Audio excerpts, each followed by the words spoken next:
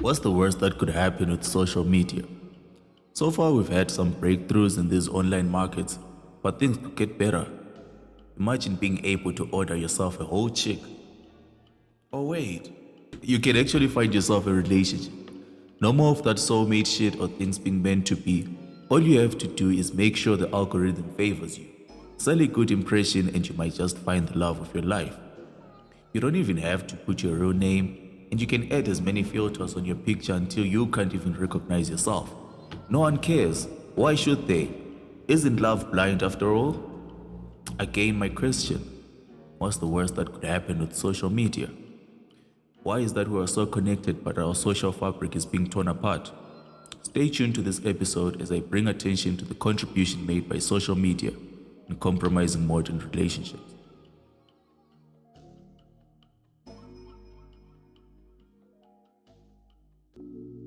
Back in the day, people lived in communities, like they still do. But then there was huge emphasis placed on people's socialization as human progress and survival was based on preservation of a sustainable order. It was therefore crucial that everyone cooperated and coexisted with one another for things like manual labor and defense from any potential threat. Even discoveries were made collectively. Love and relationships were kind of simpler since responsibility was something fully integrated in our entirety. Why would you now dismiss it when it came to love? And besides, you'd probably only get the perks if you fully committed. Fast forward to the modern day and people are now bound by what I would like to term as collective narcissism. Motivated by individuality, social engagements are now more of a distraction from our lives, more than experiences with full presence and a genuine spirit of connection and exploration. Of course, as humans, we've always had the capacity to escape our immediate environment through imagination. But social media, being a marketplace for selling impressions, has capitalized on this and aided the ushering in of a dramatic shift in terms of how we relate with one another. Social media allows us to have a virtual experience with one another, and while that isn't inherently bad, it activates the darker part of the human psyche, envy. As we apparently unite and connect, somehow the desire to fit in makes us want what others have and force ourselves into this virtual competition, leading to a mass delusion, and the common factor binding users then becomes lack of awareness of self and the need to find meaning within this virtual space more than sharing who we are and embracing others. Another thing to note is that social media has made human interaction more convenient.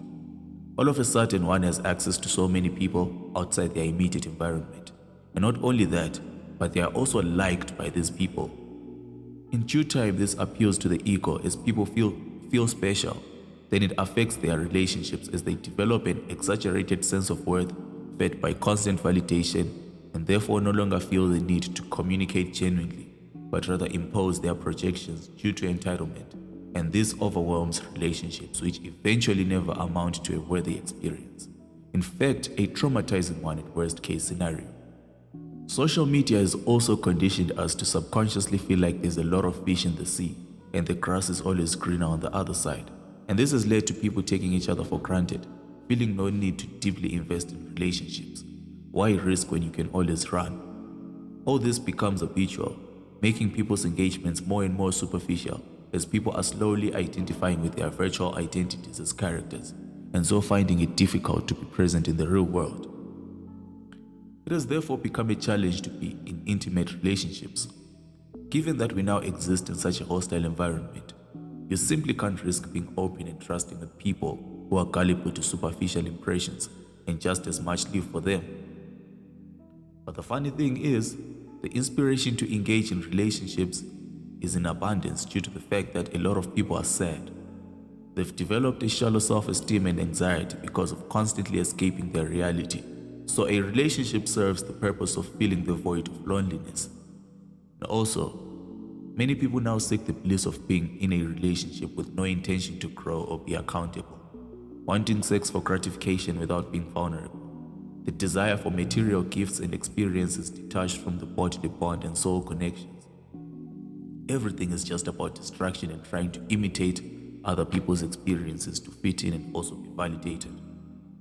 In conclusion, the definition of a real relationship is subjective. But all I can say is that most relationships are no longer a safe space for sensitive individuals who would prefer healthy engagements with loyalty, accountability, charity, trust, vulnerability, patience, open communication, and forgiveness. Stay tuned for more, and until next time, I love you all. The Biaho address with Lishu.